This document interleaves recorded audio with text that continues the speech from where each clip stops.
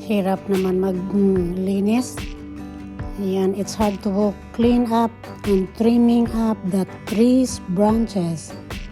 Ayan, nakita niyo po, napakahirap po maglagay ng mga cuttings to the trash can. So I need to have 4x4 wood to smash. Ayan mga kamanskin. So that's how your kamanskin trabaho here in abroad. Mahirap po, wala kang mautusan, sarili mo talaga gagawin mo.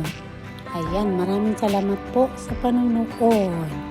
Ayan, sinishare ko po sa inyo ang aking buhay-buhay dito sa abroad na hindi po madali. Salamat!